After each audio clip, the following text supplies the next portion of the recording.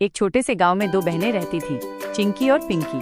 चिंकी 10 साल की थी और पिंकी 8 साल की। दोनों बहनों को आसमान और सितारों को देखना बहुत पसंद था। हर रात वे छत पर बैठकर चांद और तारों को निहारती और सपना देखती कि एक दिन वे भी अंतरिक्ष में जाएंगी। एक दिन जब वे अपने कमरे में खेल रही थीं, अचानक एक अजीब सी आवाज आई, रटिंग टोंगटिंग। दरवाजा खोलने पर सामने खड़ा था एक छोटा सा रोबोट जो चमचमाता हुआ नीले रंग का था। नमस्ते, मैं जोरो हूँ। मैं जिगला ग्रह से आया हूँ। क्या तुम दोनों अंतरिक्ष की सैर करना चाहोगी? रोबोट ने पूछा।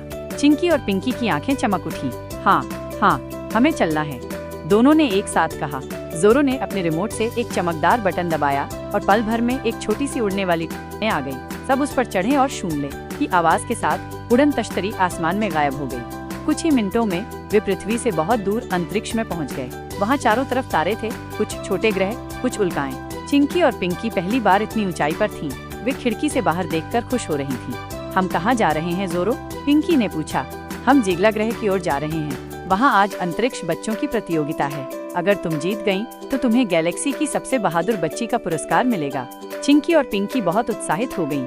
कुछ देर बाद वे जिगला ग्रह पर पहुँचे। वहाँ के बच्चे नीले, हरे और बैंगनी रंग के थे। सबके 2-2 सिर और 4-4 हाथ थे, लेकिन वे बहुत दोस्ताना थे। चिंकी और पिंकी, तुम्हें 3 चुनौती पूरी करनी होंगी, वहाँ की रानी जेना ने कहा। पहली चुनौती है उल्का बेल्ट से पार जाना, दूसरी गुरुत्वाकर्षण रहित झील को पार करना और तीसरी अंतरिक्ष भूत से बचना।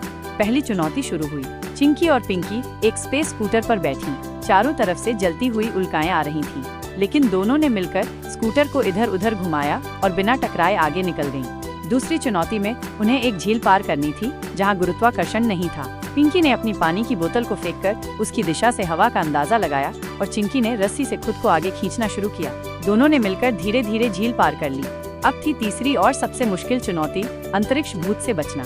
भूत एकदम अदृश्य था और उसकी हंसी चारों तरफ गूंज रही थी, लेकिन चिंकी को याद आया कि वो भूत तापमान से दिख सकता है। उसने अपनी जेब से थर्मल चश्मा निकाला जो उसने अपने स्कूल प्रोजेक्ट में बनाया था। चश्मा पहनकर उसने भूत को देख लिया और पिंकी ने उस पर स्टारडस्ट फेंका, जिससे वो जम गया।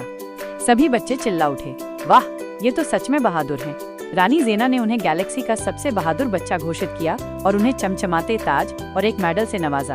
अब क्या हम वापस जा सकते हैं? पिंकी ने मुस्कुराते हुए पूछा।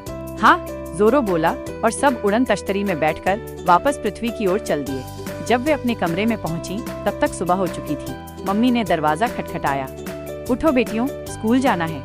चिंकी और पिंकी एक दूसरे की ओर देखकर मुस्कुराईं। क्या ये सपना था या सच? लेकिन उनकी मेज पर रखा हुआ चमचमाता मेडल कुछ और ही कहानी कह रहा था।